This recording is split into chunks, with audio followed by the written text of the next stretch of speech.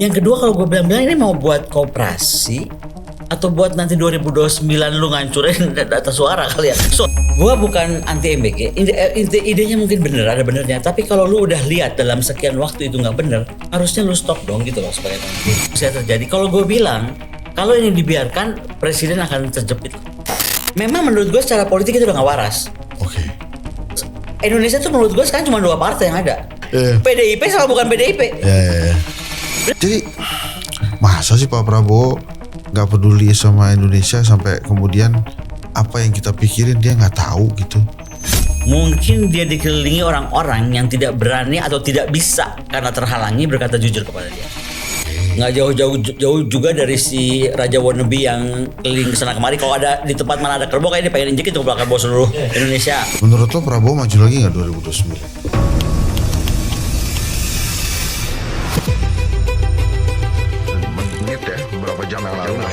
Angka itu lahir dari ada seorang yang saya nggak usah sebutkan namanya itu. Soekarno itu dia PMI kan. Misalnya kalau kita nggak pindah ke taman ya cuma dapat sebetulnya. Kalau sekarang kayak kalau ke Jogja, jadi tinggal pilih. Orangnya makin tertutup, makin mudah banget. Ya, bersujudlah di kaki ibumu. Bismillahirrahmanirrahim. Assalamualaikum warahmatullahi wabarakatuh. Saya senang banget ada profesor satu ini jauh-jauh dari Rusia mampir ke kedai kopi karena penggemar di kedai kopi ternyata dia banyak banget. Prof Koni Rahakundini Bakri. Makasih ya Prof. Banyak ya? Banyak. Prof. Yes. Sebelum gue lanjutin nih, kan guru gue tuh nonton podcast kita yang dulu. Guru gue. Dia bilang, nanti kamu kalau ketemu Koni kasih tahu dia nggak akan mati sendirian di salju seperti yang dia omongin itu. Oh gitu ya. Yang ditembak itu. Iya. Jadi tenang aja kata dia. Kok guru lu bisa ngomong gitu? Ya kan nonton. Oh oke. Oh jadi dia menurut terawangan dia. Menurut terawangan dia enggak gitu, enggak literally lu ditembak di salju enggak gitu. Ya gitu ya. Memang kalau kemungkinan gue ditembak di salju kecil sih kalau gue bilang. Tapi di tempat tropis kayak Indonesia gue besar kemungkinan. Tapi kurang lebih guru gue bilang begini, itu tuh menggambarkan kesendirian lu gitu. Ngeri. Oh gitu. Kesannya kali gue sendiri ya. Iya kan, dingin gitu kan, sunyi tengah salju. Lu kayak film James Bond banget sih. Bukan Dr. Zhivago dong say. Oh iya. Jangan di tengah badai salju gitu kan. Dr. Zhivago. Ya Allah. Ya, kan, lebih cinta jangan gitu. Tapi itulah guru gue, dia orang hebat sekali. Prof gini. Ini kan hampir 2 tahun pemerintahan Pak Prabowo. Lo ngelihatnya gimana? Menjelang 2 tahun ini, nanti kan Oktober ya 2 tahunan. Dan lo sebagai orang yang hidup di dunia 2 negara, di Rusia, di Jakarta, lo ngelihatnya gimana nih sekarang pemerintahan? Mending tanyain aku tuh di sini lagi betah apa enggak. Gue udah pengen pulang sih sebenarnya. Kenapa? Gue masih dapat tugas. Tugas gue kan memang bikin representatif kampus gue segera sebelum kunjungan rektor dan vice rektor. Di Jakarta lo bikinnya? Di Jakarta dan di Bandung. Jadi ada Saint Petersburg University di Indonesia. Representative Office. Oke. Nah, aku lagi dalam proses itu makanya ditugaskan khusus kan ada di sini. Jadi gue udah tapi berapa hari gue pikir kayak gue mulai nggak betah ya. Kenapa? Gak betah itu mungkin vibes-nya mulai nggak kerasa, nggak nyaman. Contohnya lah, gue tuh kan kemarin bicara di Al Zaitun. Oke. Kalau gue bilang Al Zaitun yang pesantren itu kan ulang tahunnya Syekh Panji Gumilang. Gue Gita Wirjawan, Pak Profesor Ermaya. Oh, gue ngetop-ngetop itulah. Semua ya sebentar lagi juga ada satria dipanggil ke sana. Okay. Nah, intinya kita speech tentang apa namanya. Mungkin lebih kalau gue lebih gini. Gue lebih lihat ekosistem apa yang mesti dibangun bangsa. Dalam konteks besar nih. Nah, tapi kita kecil deh. Oke. Al Zaitun gitu ya. Keberdikariannya, kemandiriannya, lalu berpikir ke depannya gitu. Nah makanya gue ada di sana. Tapi yang mau gue cerita adalah pulang dari sana, gue tuh kan pakai mobil karena nggak ada kereta. Jadi gue tuh iseng lewat Subang. Terus gue bilang, gue cuma Subang. Oke kita kemana ya? Ke Pelabuhan Ratu yuk. Bener-bener gak ada plan. Karena gue lagi jalan sama saudara-saudara gue yang geng Gobel ini kan. Jadi udah kita jalan-jalan aja gitu. Sepanjang jalan, gue ketemu apa yang ada ramai di Instagram itu loh. Yang kantor apa itu? Koperasi Desa. Koperasi Desa Kelurahan Merah Putih. Bangga dong lo. Bukan bangga. Gue rasa ini koperasi Desa buat apa ya? Ada yang di tengah lapangan bola. Ada yang di sebelah SD yang udah mau roboh, ada yang di pinggir jurang beneran, ada yang di tengah. Gue tuh baru tahu di Sukabumi ada perkebunan sawit, perkebunan arah Sukabumi Pelabuhan Ratu ada perkebunan sawit tuh gue baru tahu loh. Itu di tengah-tengah itu dan antah berantah aja gitu sendiri. Jadi gue tuh mikir sebentar ya, ini kan banyak banget masalah yang harus dibereskan presiden. Contoh guru yang nilai gajinya tuh sangat di bawah itu kan. Gue bilang itu untuk apa ya? Kopdes itu dibangun sebegitu banyaknya. Gue udah lupa ngitung deh karena gue ini kopdes itu kopdes gitu kan. Yang kedua kalau gue bilang ini mau buat koperasi atau buat nanti 2029 lu ngancurin data suara kali ya. Soalnya kalau lucu banget ada desainnya. Kalau lu toko ya, kalau lu toko gak gantiin Indomaret gitu. Kan harusnya kaca ya, benar gak sih? Ya. Bagus gitu. Ini kan sama aja. Panjang ya kan? Tertutup pakai yang apa tuh? Rolling door. Rolling door merah. Itu udah pasti rolling door merah. Jadi gue tuh bertanya-tanya nih kalau gini loh, kalau IKN aja bisa jadi mangkrak. Boleh gak sih gue bilang IKN mangkrak? Udahlah mangkrak itu udah mangkrak IKN tuh gue ngomong. Bener kan? Nah, apakah Kopdes ini akan mangkrak sementara tapi akan tidak mangkrak di 2029? Atau apa? Karena gini, gue berpikir siapa yang mau ke sana? Nggak ketemu gue jawabannya. Siapa yang mau ke tempat-tempat itu gitu? Atau kalau yang di sebelah SD itu mungkin gue masih senang ada SD itu roboh misalnya karena SD udah miring banget. Ya anak-anak mungkin bisa pindah ke situ. Walaupun kosong gitu nggak ada apa-apanya. Tapi intinya buat gue tuh apa ya di kepala Pak Presiden mengejar Kopdes itu. Ya kan? Kemudian kalau kita lihat sistem pendidikan yang calon-calon running Kopdes ini udah kayak tentara aja. Tadi gue udah datang pelantikan pilot beneran nih dari temen gue kan punya sekolah pilot. Tadi upacara pelantikan 4 angkatan. Ya mereka punya lah yel-yel namanya juga pilot. Orang langsung gak suka. Karena orang-orang Kopdes itu jadi kayak yel-yel bermiliter itu. Itu satu ya. Kedua ekonomi itu udah meresahkan lah. Kalau kita ketemu orang banyak tuh semua concern tentang ekonomi. Ya. Jadi apa maksud aku tuh Pak Presiden tuh kalau concern apa sih yang bikin menggerus ekonomi kita paling besar? Gue bukan ekonom ya. Tapi kan kita semua udah sepakat nih kayaknya MBG itu udah sangat mahal gitu. Nah, kenapa itu terus dipertahankan? Ya kan? Terus kenapa ketua barunya itu pergi nggak sembuh-sembuh ya kan? Memang baru sakit ya, bukan nggak sembuh-sembuh baru sakitnya. Gitu ya? Jadi masih lama ya? Memang masih lama. Nah, tapi maksud aku itu banyak hal yang kegelisahan rakyat itu nggak dijawab kontan dengan yang saklek itu dilakukan presiden misalnya.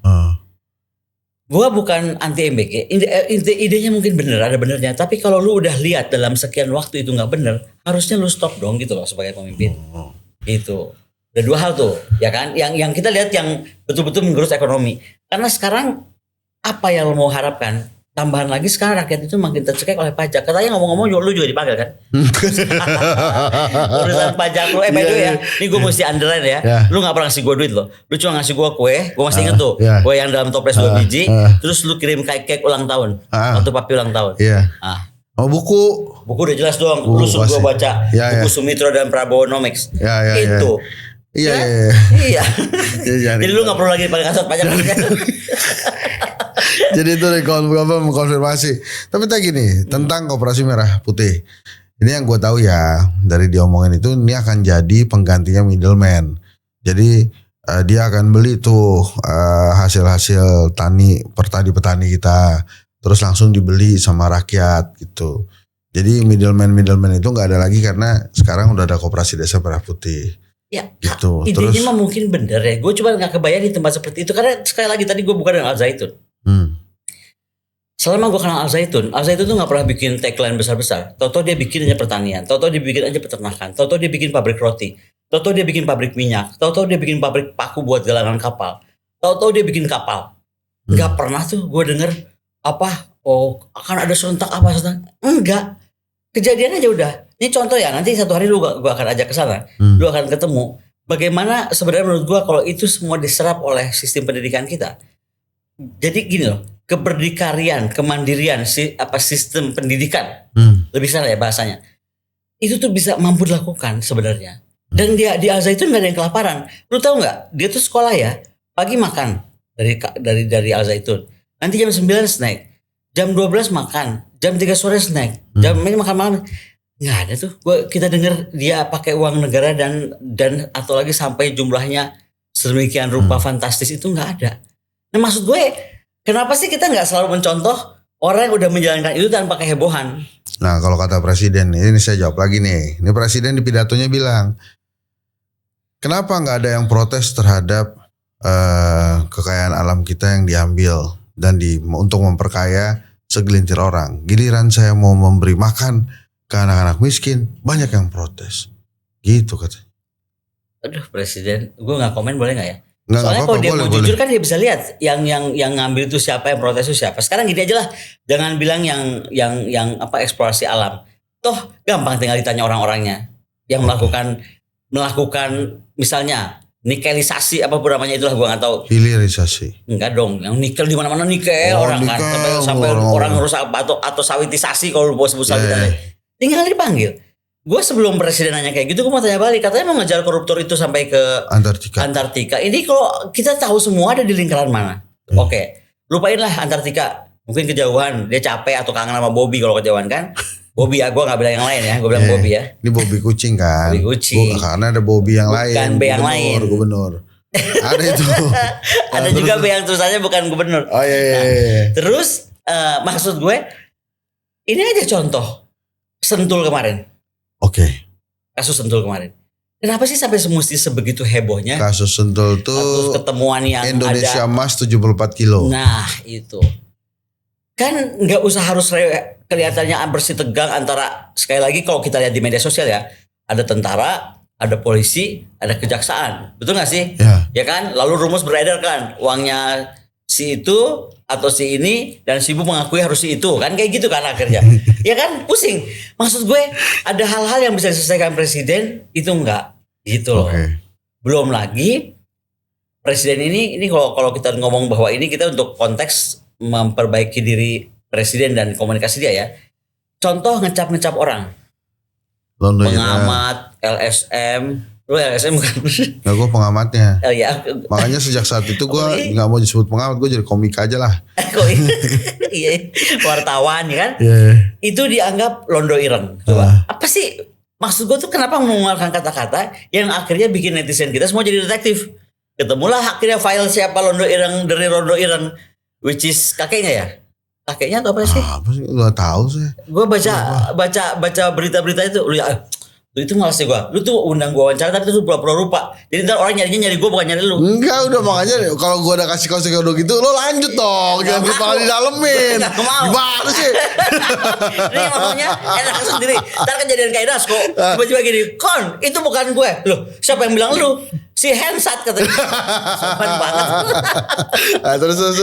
Iya, jadi kan akhirnya kan gini loh. Gue orang socap gue pengamat lah. Gue nggak tahu lah orang mencap gue apa aja. Gue sih nyebut diri gue analis ya. Tapi orang akhirnya jadi marah kan. Mungkin wartawan juga marah kan. Akhirnya cari tahu tentang dia itu siapa. Ada kan statement even pembukunya Pak Sumitro menyatakan bahwa apa? Karena kamu kolat sama saya, jadi kamu saya kawin sama saya apa? Kayak gitulah. Seolah gitulah. Kan akhirnya dia ketahuan yang dari Rondo Ireng itu siapa. Terus kok diem gitu. Kalau lu cuma bikin keriuhan capek deh. Karena ini kan kita tuh mau menghadapi, lu tadi ngomong apa sih? Menghadapi 17 Agustus. Iya, Lu tau mau nggak? Gue tuh sedih banget juga. tuh. Gue tuh banyak banget terima ya DM, WA dari gue ini kan orang yang senang ngobrol sama anak muda. Oke. Rata-rata mereka begini, Bu, saya sih gak akan mengibarin bendera. Atau Bu, saya akan kibarkan bendera setengah tiang. Kenapa? Karena bilang Indonesia tuh gak seperti yang mereka harapkan. Yang lebih worse Bu, kayaknya sekarang waktunya kami akan kibarkan bendera One Piece yang itu loh. Ya yang tengkorak. Bukan yang tengkorak, justru mother of tengkorak itu yang punya anaknya panglima itu. Oh. Jadi di One Piece tuh kan ada ibunya nih yang punya anak panglima itu. Nah bendera itu udah lebih kencang lagi daripada yang cuman tengkorak itu. Apa? Sekarang pertanyaan gue kan gini. Apa yang menimbulkan keresahan di para pemuda masyarakat sehingga buat seperti itu. Nanti kayaknya mau gue masukin Instagram. Ada satu orang dari Kalimantan. Dia tuh guru pesantren kalau gak salah. Guru pesantren. Sampai dia bilang. Dia tuh udah berpikir Indonesia tuh harus menyatukan semua panglima-panglima perang adat. Karena begitu besarnya eksploitasi negara terhadap SDA. Dan kemudian rakyat yang semakin diperas. Dengan contoh misalnya dia cerita yang warung didatengin. Warung-warung yang sangat ini loh. Bukan kafe loh. Warung-warung yang aduh Kecil-kecil. sangat kecil yang cuma dihitung berapa kali berapa. Hari itu juga mesti bayar hampir sejuta dan harus cash. Lu pernah mikir gak sih orang-orang itu dapat cash dari mana kalau nggak dari paling cepet ya? Dari pinjol. Kan akhirnya membuat orang jadi terjebak hal-hal yang gak mesti terjadi. Kalau gue bilang, kalau ini dibiarkan, presiden akan terjepit loh. Gitu ya. Kalau terjepit ada yang seneng gak? Kalau senang sih gak usah dia kejepit juga, ada yang senang sih sebenarnya. Oh. Oh sebelum dia kejepit-kejepit ini juga udah ada yang senang dong. Enggak, yang waktu dia pergi-pergi banyak yang senang. Iya dong, makanya bener yang senang kan berhenti. Dia sebenarnya berhenti bukan menurut gue ya, bukan juga karena kita suruh berhenti, bukan juga karena Dino suruh berhenti. Kalau gue bilang memang dia berhenti, nah dipikir-pikir ya kalau gue pergi-pergi ada yang jalan-jalan terus nih. Gitu. Ada yang happy nih. Happy banget dia jalan-jalan terus kan? Safari. Iya, safari nginjek kepala kerbau atau apa gue nggak tahu gitu. Oh, yang itu. Kan dia nggak diem kan? Dia nggak diem dia. Nggak diem. Tajir tuh orang kelihatannya. Tapi masa nggak ada yang positif mau 2 tahun ini? Kalau positif bagian lu, karena lu tuh udah, kalau gue udah bisa baca ya gini ya, gue banyak yang diwawancara orang dengan ketika gue bisa lihat nih, si ini nih. Kalau lu Prabowo banget, Teddy banget. Nah, jadi gue kalau untuk urusan menghibur, kata-kata indah, pencapaian, monggo silakan. Gue mendengarkan. Pokoknya gue janji sama lo tuh satu aja, gue gak akan ngedit aja. Menurut lu sekarang, oke, gue kan ngomong yang tadi gue khawatir ya. Kalau sekarang gue tanya, positifnya apa menurut lu? Positifnya negara ini sekarang dengan Prabowo mau 2 tahun. Ya sekarang ada pergeseran ideologi sih dari kapitalis ke sosialis. Belum kelihatan hasilnya memang. Lah lu kok fix tuh.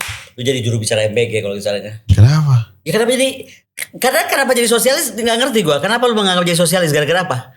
Dia banyak banget omongan dia yang salah sosialis misalnya. Sebentar ya darling. Kita nih akademisi ya. Iya. Beda antara ucapan dan tindakan. Ya kan gue lagi ngebahas ucapan nih. Oh lu bahas ucapan. Kan baru 2 tahun. Oh gitu. Jadi lu mesti kasih waktu berapa lama lagi untuk kita ngerti itu tindakan? 1 periode. Wah parah nih. Kayaknya gue pamit aja dulu ya. Jangan. Gue udah baca arah lu kemana kalau gitu. Enggak. Karena menurut gue begini. Gue pribadi itu emang. Gue sampai ditanya. Menurut lu sekarang Indonesia gimana? Pemerintah gimana? Gue jawab begini. Nih ya pemerintah nih ya. Dia ngomong sama rakyat. Rakyatku, inilah Indonesia. Silakan kalian sekarang survive sendiri-sendiri ya.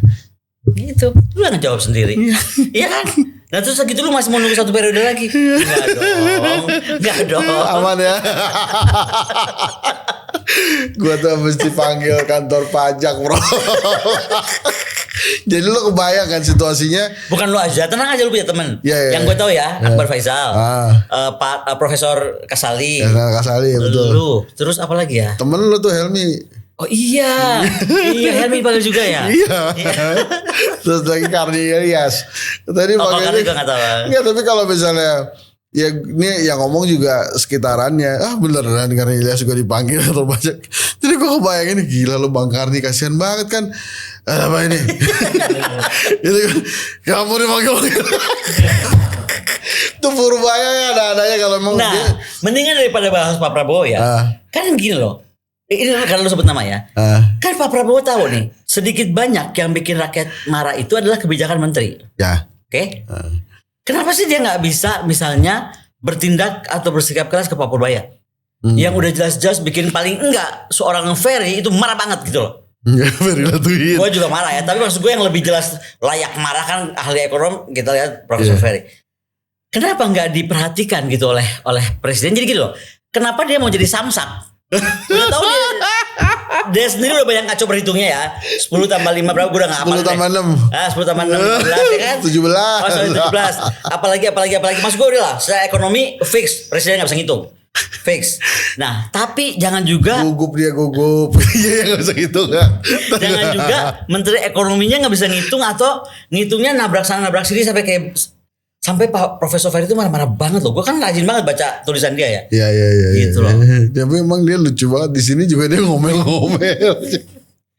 Jadi tapi gini ya Prof, gue sih gak masalah lo bilang gue gimana. Yang penting adalah memang perbincangan ini adalah perbincangan yang memang terjadi apa adanya gitu kan. Harus apa adanya tau gak? Ke Indonesia ini sekarang gue kan kemarin sama Rocky Gerung bicara di Serang. Jauh. Tentang buku Soekarno. yang Oke. paling baru. Nah, ini menarik nih, Marhaenism.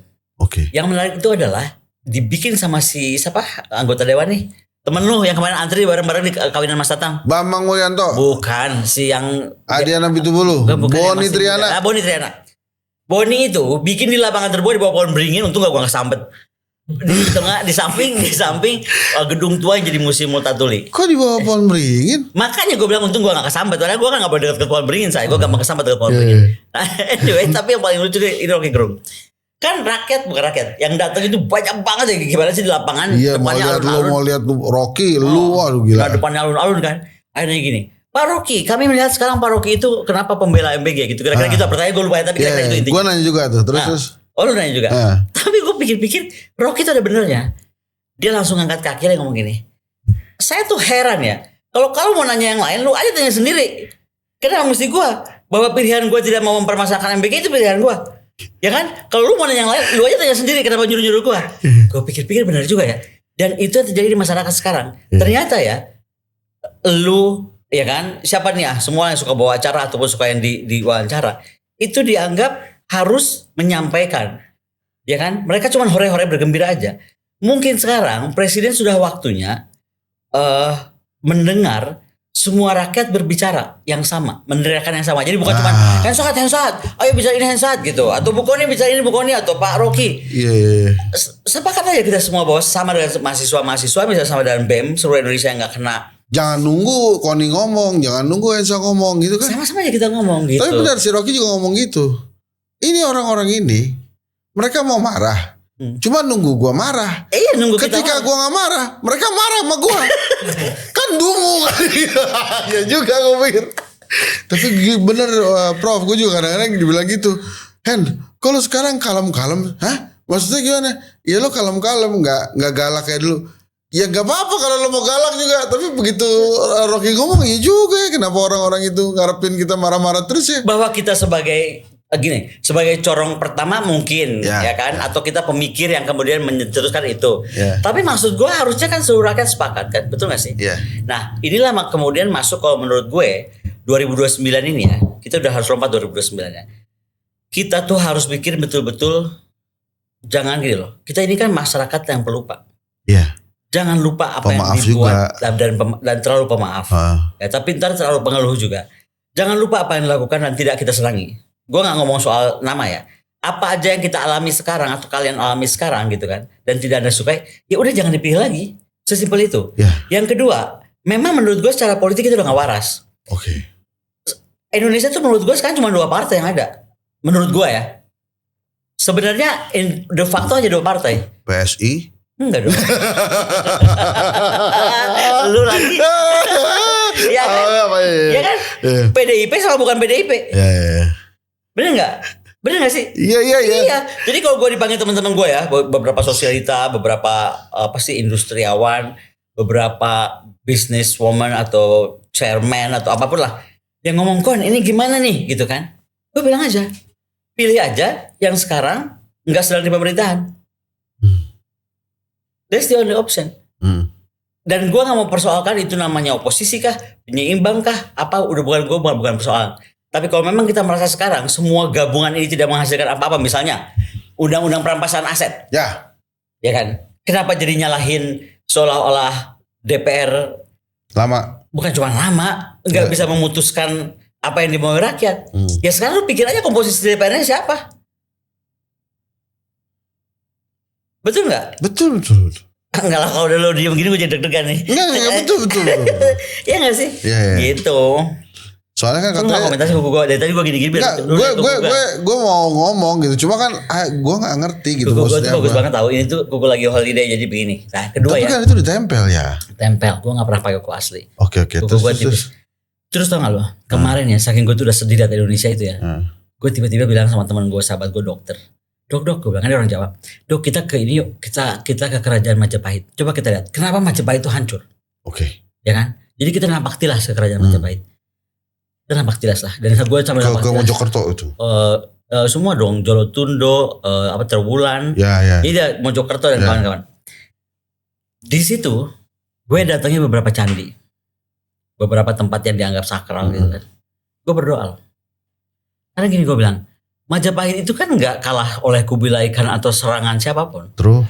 Dia itu kalah karena di dalamnya berantem sendiri atau pemimpinnya lupa mengurus rakyat, itu bahasa gue gitu aja lah, ya kan? Dan di situ gue berdoa akhirnya, hai para raja-raja Majapahit yang hadir di sini gitu kan, dan semua nenek moyang kita gitu yang mencintai Indonesia. Kalau memang Indonesia itu dalam usia 80 usia kita tuh BT sekarang ya. Hurufnya kayak huruf BT gitu ya. Jadi namanya hurufnya kayak BT. 81 bacanya katanya. Iya, tapi terus buat ada gua juga kayak yang BT. ada di ke gitu kan. Terus Ulang tahunnya yang ke BT atau ke 81 itu. 81. Gue bilang nggak usah nunggu 300 tahun, nanti makin kasihan rakyat Indonesia.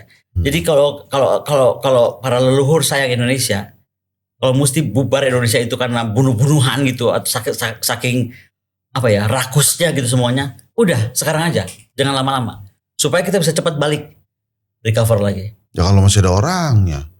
Kalau udah gak ada orangnya kan lu bilang bunuh-bunuhan, kagak ada orangnya habis lah. Bukan kan Majapahit nggak habis. Ya, Itu juga rame banget kan. Ya. Nggak habis. Tapi doa gue gitu. Terus apa kata leluhur itu? Ya nggak bisa jawab dong. Emang lu pikir gue guru lu? Lah iya enggak kali kan lu kali aja Enggak, gue udah bingung. Karena kalau gue mesti ngapain lagi, gue pikir yang belum gue lakukan tuh berdoa saya. Ya, Jadi gue berdoa. Karena gue bilang hebat banget ya Raja Erlangga dan lain-lain. Tapi kok kerajaan sebesar itu aja bisa ambruk? Iya. Dan termasuk lama Indonesia belum ada apa-apanya dibandingkan Majapahit secara usia. Tapi kalau secara kerakusan kayaknya udah, gue nggak tahu ya, gue kayaknya mesti bikin studi khusus loh. Kerakusan di era itu tuh apa yang membuat Majapahit runtuh? Vis-a-vis kerakusan sekarang. Kerakusan sekarang misalnya tadi, gue pernah cerita nggak sih sama lu? Kayaknya pernah gue bilang. Apa? Yang masyarakat di suku Bajau ya, yang suka mengembara pakai laut itu segala macam tinggal belum. ada nih. Jadi kalau nggak salah Bajau ya, yang pokoknya dia tuh dari zaman Bahla, yang bisa nyampe ke Madagaskar kemana, dia tuh tinggal di pulau kan. Sekarang tuh mereka pindah 20 km dari pulau itu. Dari pulau yang dari turun-temurun membuat mereka bangsa pelaut yang hebat. Karena sahabat lu itu, kalau nggak salah namanya Bahlil atau namanya Luhut Panjaitan, gua nggak tahu juga. Bahlil. Itu buat apa sih industri apa nggak tahu, dan nggak pakai dipikirin dampaknya itu ke laut mereka, sehingga mereka udah nggak bisa hidup sebagai orang pelaut. Bukan cuma pelaut ya, hidupnya kan mereka dari sana. Sama seperti Papua lah. Gue berapa hari lalu diundang oleh Gerindra, tokoh Gerindra perempuan paling hebat di Papua. Udah deh, gue gak sebut nama, orang tahu lah, tokoh Gerindra perempuan paling hebat. Dia bawa orang-orang Papua, ya kan? Yang semua concern nanya, ini Papua mau dibawa kemana? Gue jawab aja sama beliaunya, Bu, Ibu kan deket banget sama Pak Prabowo. Tanya dong. Bukan tanya, sampaikan dong Bu sama Pak Prabowo. Ini bahaya kalau sekarang rakyat itu dibuat takut sama tentara. Karena mereka merasa tentara selalu datang kan. Jadi kayak mengintimidasi dong. Kayak mengintimidasi. Dan mereka takut gitu. Mereka ikut. Tapi sebenarnya mereka tuh semakin gak punya tempat untuk hidup. Nah ini kalau ditanya PR lagi Pak Prabowo. Ini kan gak boleh terjadi. Gak boleh lagi terjadi lah. Gak boleh. Lu tau gak? Kita itu tentara. Kan lu tau lah teori politiknya. Tentara yang lahir dari rakyat untuk rakyat itu kan cuma sedikit. Indonesia, Aljazair, Vietnam, Israel. Nah kita masih kayak tentara seperti itu enggak? Kita udah gak kayak tentara Vietnam, kita udah gak kayak tentara Aljazair, enggak. Apalagi kayak tentara IDF, enggak. Kita jadi tentara yang menurut gua terlalu OMSP daripada OMP. Mana gak sih? Ngurusin koperasi, ngurusin MBG, OMSP-nya jadi nambah berapa tuh? Iya. Gitu. Lu kayaknya wawancara gue udah ngantuk, kalau gitu gue balik aja deh, Say. Enggak. Gue nggak ngantuk, cuma gue begini ya. Jadi masa sih Pak Prabowo nggak peduli sama Indonesia sampai kemudian apa yang kita pikirin dia nggak tahu gitu. Gue nggak bilang dia nggak mikir, mungkin dia mikirin. Cuman kalau gue selalu percaya, ada dulu tuh orang tua kan bilang, kamu itu siapa temanmu. Oke. Jadi kalau temen lu semua juga pembohong, ngebohongin lu, ya lu otomatis terbohongin lu, dan lu otomatis juga jadi pembohong secara nggak langsung. Mungkin nih dia dikelilingi orang-orang yang nggak berkata jujur kepada dia. Sampai di titik ini gue masih ngomong begitu loh. Mungkin dia dikelilingi orang-orang yang tidak berani atau tidak bisa karena terhalangi berkata jujur kepada dia. Jadi kayaknya dia yang pernah kita bahas, hidup kayak raja tanpa pakaian itu. Ini nih satu pertanyaan aja. Abis itu kan gue janji emang gak lama-lama. Iya, gak mau lama-lama. Waktu itu telat gak di itu sama guru, dokter gigi lu? Terakhir kan Lu mau ke dokter gigi apa ke dokter gigi kan? Telat gitu enggak kan ya? Enggak. Enggak, oke. Enggak nih sekarang gue pertanyaan gue. Menurut lo Prabowo maju lagi enggak 2029? Kalau itu gue gini ya. Ini paling pintarnya seorang Hensat itu. Iya. Dia itu mau menyatakan tapi kalimatnya di kalimat tanya. Oh gitu ya? Iya. Iya. Lu kalau lu jadi murid gue lagi lu gue coret aja. Ayo dong. Jadi menurut lo gimana? Kalau gue selama Pak Presiden akan seperti ini terus, tidak mampu mengontrol orang-orang dekatnya. Sekali lagi gue masih ngomong gitu ya. Gue nggak bilang dia nggak mau mengontrol dirinya sendiri. Yeah. Kemudian dia nggak membiasakan diri untuk jujur dan turun melihat masyarakatnya, sehingga membiarkan orang lain yang mengambil panggung itu, ya kan? Mendingan nggak usah maju. Okay. Tapi juga nggak usah maju daripada maju sehari diturunin dalam 24 jam kan nggak lucu ya. Itu seneng dong wakilnya kalau Pak Prabowo nggak maju. Bukan wakil. Nah ini nih, kalau ini gue nggak terlalu sepakat, belum tentu. Gini, lawannya kan bisa berpikir kalau Pak Prabowo yang segini kuatnya bisa diturunin, gue juga pasti bisa diturunin. Oh. Tapi yang kita mesti pikirkan sekarang siapa calon-calon yang akan maju? Yes. Benar nggak sih? Ya. Nah, yang gue dengarkan yang akan maju pasti nggak jauh-jauh lah dari yang ngumpulin uang di Sentul, ya kan? Terus nggak jauh-jauh juga dari lingkar beliau, nggak jauh juga dari si Raja Wannabe yang keliling kesana kemari. Kalau ada di tempat mana ada kerbau, kayak dia pengen injekin tuh kepala kerbau seluruh Indonesia. Lu kenapa sih nafsu banget sama kepala Nggak kerbau tahu, itu? gue kasihan kerbaunya. Kasihan kenapa mesti diinjek ya? Gue nggak ngerti. Soalnya kalau ada Padang, gue tuh kemarin, gue kan lagi senang pakai Grab ya. Lagi malas nyetir, lagi ngerasain kemana-mana gue pengen enak juga pakai Grab gitu. Gue dapet supir orang Padang. Dan dia cerita bu di Padang itu sebenarnya nggak boleh diinjek kerbaunya itu. Oh, disentuh. gue gak ngerti sih. Ya gue juga gak ngerti, gue bukan orang Padang. Makanya tolong koreksi kalau gue salah. Tapi katanya tuh enggak, upacara itu cuma kayak nyentuh gitu. Tapi kemarin di Lampung bu, bukan di Padang. Ya sorry ya, Lampung itu. Di Bukan Lampung, Padang. Oh yaudah. Mungkin beda gitu, maaf ya. Iya. Tapi informasinya gue terima dari Padang. Oh iya, udah tuh 30 menit tuh. Ya udah. Lo ada lagi yang mau diomongin kan kelihatannya gitu. Gak ada lagi. Kelihatannya gue gini, gue cuma mau bilang gini, seperlu-perlunya Hensat survive, ya kan? Tapi tolong Indonesia harus lebih survive. Gue setuju. Nanti kapan-kapan kita ngobrol lagi dengan Profesor Koni Rahakundini Bakri. Lu mau kemana sekarang? Gue, kayaknya waktu gue istirahat deh saya. Gue mau take a break nggak? Gue mesti bikin paparan. Gue ada kuliah umum 16.000 orang mahasiswa baru, gue mesti ngomong. Gimana dulu sih ya? Keren dong. Enggak, gue lagi di sini, kantor gue belum jadi.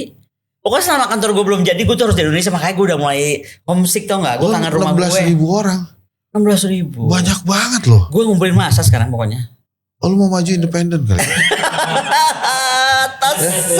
This is the news. Yaudah, assalamualaikum warahmatullahi wabarakatuh.